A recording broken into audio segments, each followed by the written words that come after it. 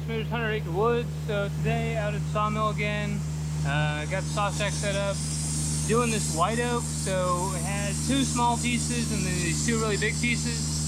Starting with the small one, see what we get out of it. The one looked kind of mealy. Got it on the mill and it actually turned out to be pretty nice on the inside. So he's working on that one now. Gonna get this other small one on there. Probably do it too, so we kind of have a good stack of wood. May wait on these bigger ones, but we'll see how these do and how much wood we get out of it, and then kind of assess whether we want to go ahead and do those and just get one big pile of red oak or white oak, so it's all kind of bundled together, or if we're going to do them at different times. So, like I said, already got started on the little one. Have some footage of it already, so working through those and see what we can get through with this. Next one's got quite a few knots in it that are sticking out, so get those cut off, get it cleaned up, and then get that on the mill next. Trying to use that little grapple to pick up stuff. It's a little finicky, but it seems to work nice. Definitely in a situation like this where you can't get in with the grapple or the forks. So here, getting that put on, I can see that it is a little bit finicky to get it all set up. And get it in the right spot, so takes a couple tries to get it kind of set up in the middle here. Partly where we had it set didn't get exactly in the middle, and you never know exactly the weight distribution of the log, so he goes and gets the hook around here just so he can kind of pick up on that end and kind of help control it whenever we get close to the mill,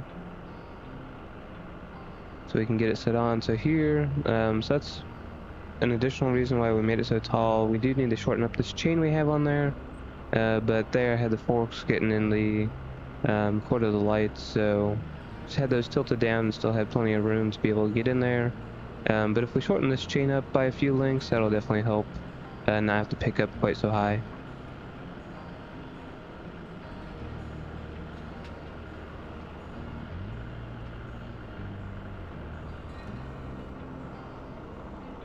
There's a little bit better perspective of that light cord issue, so just getting this set on.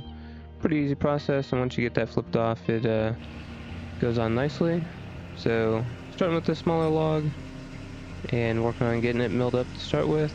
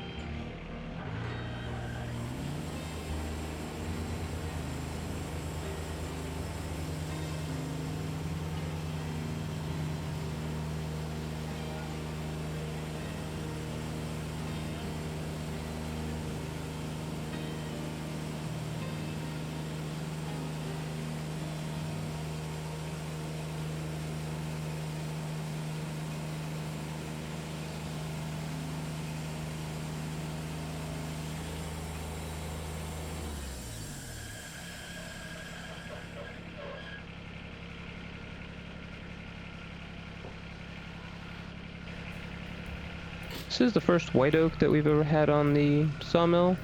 So here you can see going just a little bit slow, have some skips in it, but nothing too concerning. It's staying pretty straight. So no waves or anything in our cuts. But this white oak is really nice. It's a pretty log.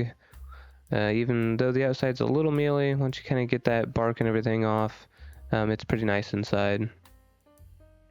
So just kind of a standard milling process here, getting all this done, kind of just going through, did pretty much everything in 1x material, and then just kind of varied the size as far as probably about 4 to, I think we had some, on the really big logs, we had some like 18s, but we tried to keep everything kind of more consistent around like a 6 or an 8. And kind of tried to utilize those kind of sizes primarily. Did start using the laser a little bit more on this one. Found, I don't know, it just helped with this color log and everything, it showed up a little bit better, so able to better utilize it. And that is one issue. So you see that log and you think you're gonna get a lot out of it, which we got a fair amount, but you can see here we have a fair amount of waste on this side, to where there's kind of a step right about there in the log where it goes down, and by the time you get to the other end, you're just getting rid of kind of all that outside, kind of the little bit of pithy stuff that's on the outside. So while it's a fair sized log, we're just getting to the other side and having getting it all trimmed off. So just kind of one of those things with logs that aren't perfectly straight that you have. So it'll make really good firewood, and some of that stuff we can make into stickers at a later date. Alright, so here just getting everything scraped off before we put it in our finished pile. So I don't think I have it zoomed out here on this video, but typically I have two piles going. So I have one pile that's finished logs and or lumber, and then here I have something that still has the bark on the end. So here going through and just cleaning those up, getting it squared up so you have kind of the finished product. Most stuff that we do, we don't want or need the live edge on unless it's for a specific project. So here we're just getting rid of all that to get it all cleaned up.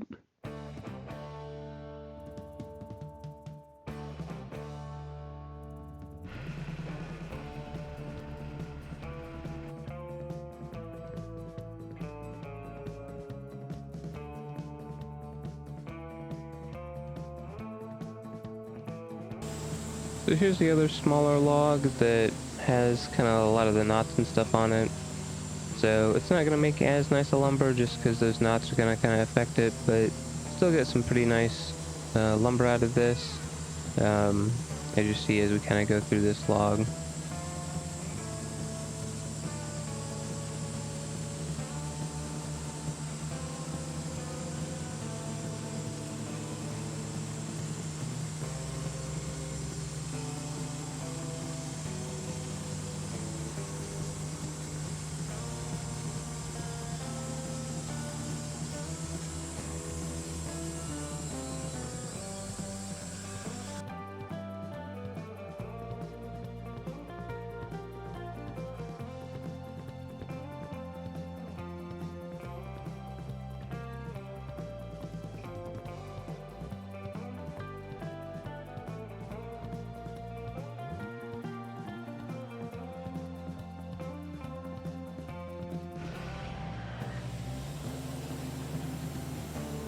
So here, do a little bit more of a close-up of the blade going through, utilizing the debarker, and we just happen to have the laser still on. We used it to get it set up and just didn't flip the switch to turn it off.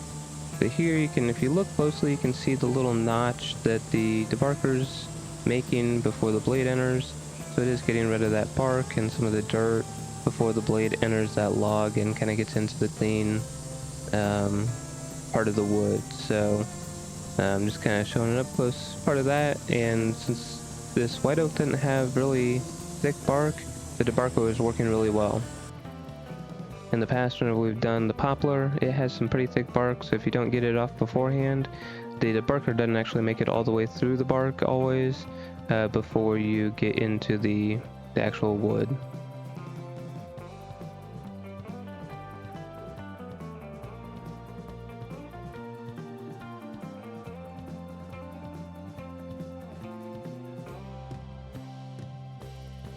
So again, as I've emphasized before, with the simple set, it's really handy to where you have this camp made and we want to do one buys, so you can just quickly come back, hit the down button, and then the only thing is you have to adjust that last one maybe just a little bit because of the 1 inch, if you don't have an exact measurement going through, but otherwise all those other ones are real quick.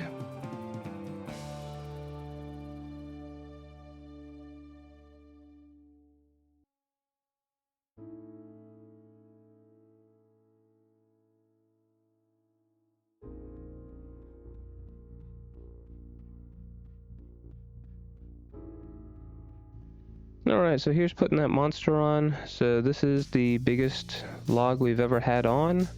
And amazingly, that grapple did a really good job getting that put on. Kind of amazed, but it did a really good job.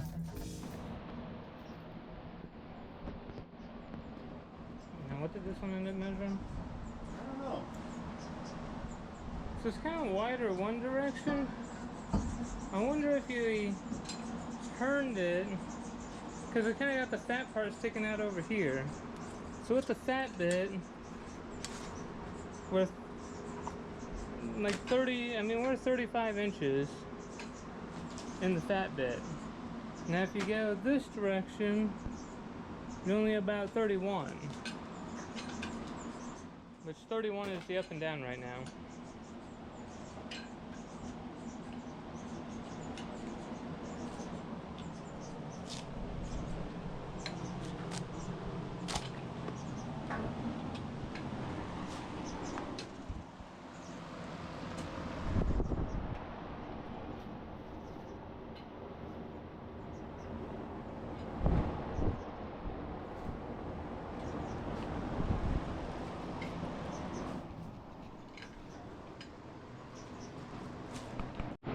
Yes, this is by far the largest log we've had on the mill so far. It's about 35 in one direction, 31 in the other. So basically we're just going to have to come down a couple inches off the top and start coming, getting some pieces off. Once we get a little bit off, we'll be able to rotate a little bit. We have this made up over here. Basically it's a piece of a cam hook from something else that you can stick in, and then just a hook on it to be able to rotate the log around a little bit. So we'll have to be utilizing that to get this thing turned. It's big enough that we can't get a clamp on it, but it seems to have rolled back and is pretty stable where it's at, so I'm not too worried about that aspect of it rolling away.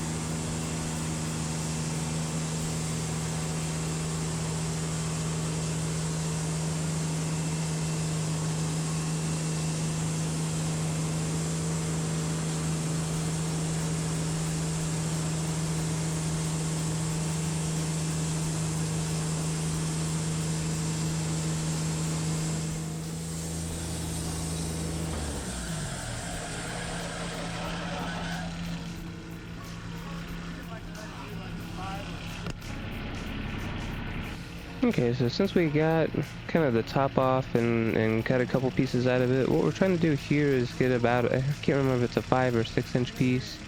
Basically we can take that off the mill, then when we put it back on, you'll then have a whole bunch of like 6-inch boards that you can then cut out of it about an inch thick. So that's what we're trying to do here, is kind of trying to utilize that method, mostly just to get some weight and material off of this log since it's so big.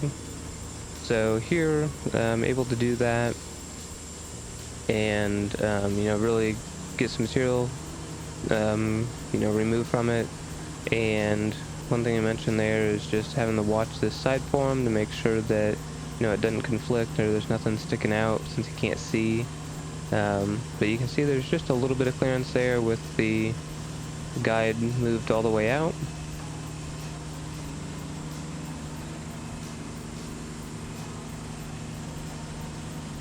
So that's where it is nice having an additional person, if possible, is, you know, being on the platform there on the left hand side. You don't necessarily see the right hand side, and you know, you're kind of focused on that piece of it, while someone else can kind of be watching around the mill to make sure, you know, you're not going to have conflict someplace, or just another set of hands, definitely on some of this big stuff, to move it around.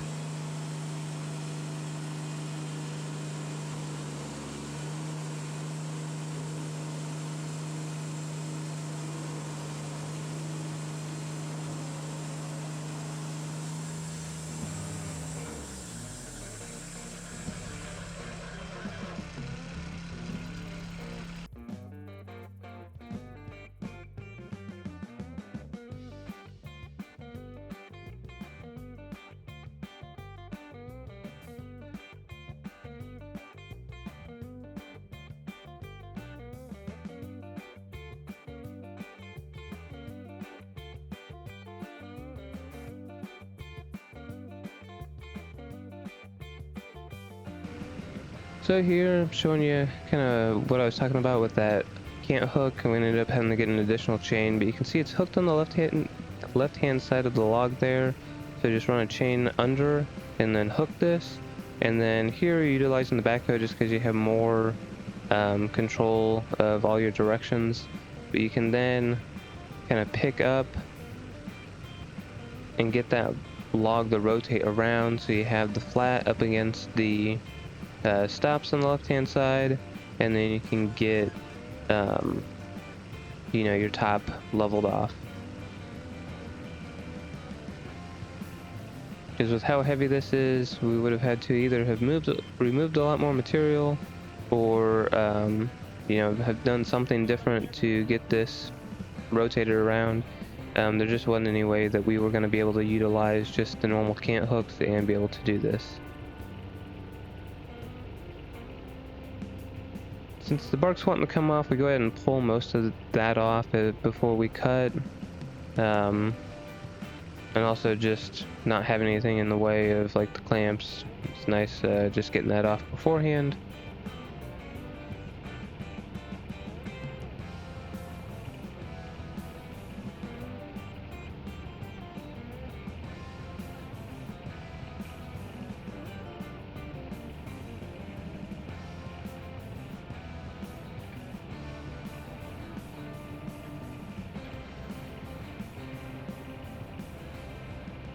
I started to get a little bit of wavy cuts in that big piece. Partially, it was about 28 inches across, so just a lot of material to go through. But that blade was getting a little dull, so we're going to go ahead and switch blades just so that as we're going through, we don't have to recut anything from having waves. Again, we're trying to catch it early before it gets too bad. So while we change, we're going to go ahead and flop the belts side to side, and then we always take a knife and just with the back edge of the knife, just something straight, clean up any buildup that's on here. So we've already taken the buildup off, but basically a little bit of the sawdust from the water will kind of build up on here, and can cause some issues with the blade wandering, or just having that to where you know, you have material between the belt, which is what the blade rides on, and then going through the guides and everything. So we're gonna go ahead and get so we're just swapping the belts, and then we're gonna put a new blade on and get to cutting again. We have one section out here that's pretty gnarly, has dirt and everything in it, so we're gonna go ahead and cut it out and then get the milling again.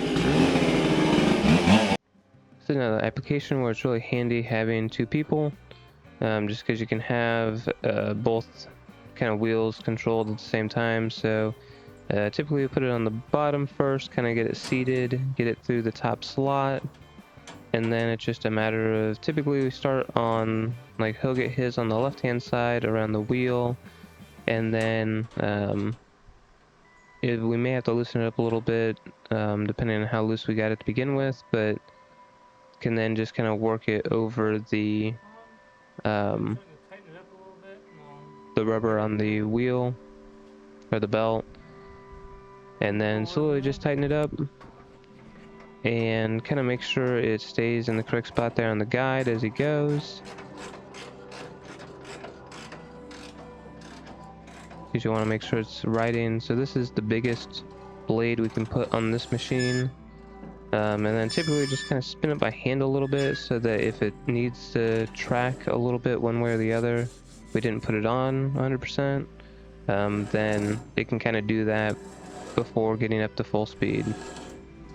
Also note that rust spot, we have to change. We actually broke several blades whenever we were using this package.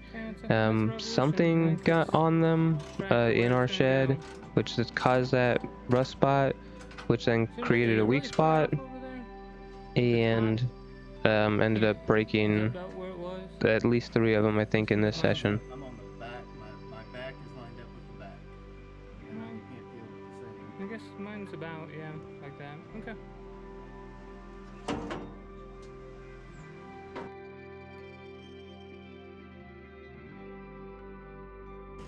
Okay, so here's just a quick demonstration of getting one of these folded up. So these are the thicker ones, so it is a little bit more challenging.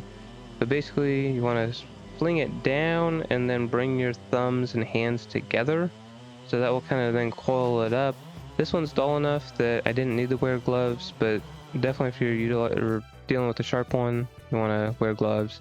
And then I always try to put the zip tie where Woodmizer has etched the size and everything on, just so that whenever you break it apart or we're looking at them, you can see, you know exactly where the etch is on what size it is. So like if we go to resharpen, you know what type of blade it is, since we have several different ones that we're utilizing. So now we got everything ready to go after getting that flipped. Going through and just kind of getting the cant and trying to look at this a little bit. So our main goal isn't to quarter saw this, but we do kind of look at that a little bit when going through this log. If there's instances where we can utilize the quarter sawn effect, then we do, just because it is supposed to create better boards.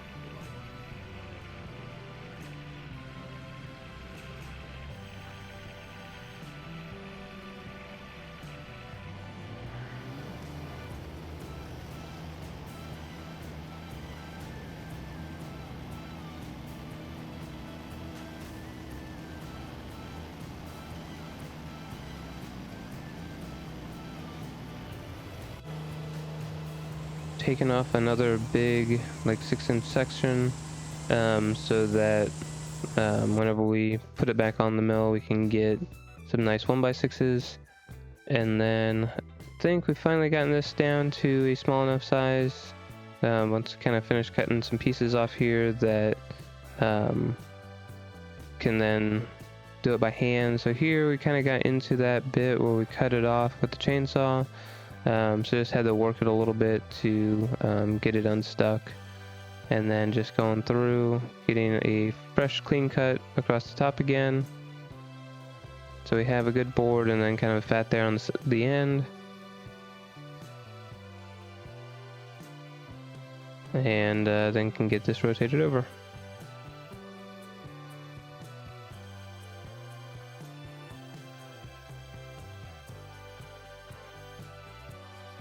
Once we've gotten the log down to this size, we can kind of resume more normal milling.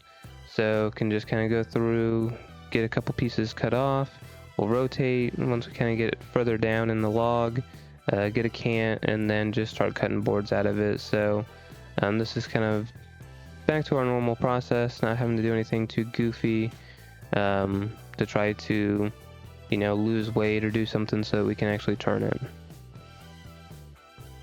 There is a small split in the end of this one, so have a couple boards here that have splits in them by the time we get done. It's just a handful of boards, so it's not a major deal, and we're not trying to cut for something specifically, so it's not like, we're cutting for like whenever we're doing the chicken coop and he's needing those boards for siding. They can just be, utilized for something shorter because it was just the end that was the issue. And like I said, get that cant, and we can kind of resume getting that simple set and just cranking out some 1-bys out of this nice big cant.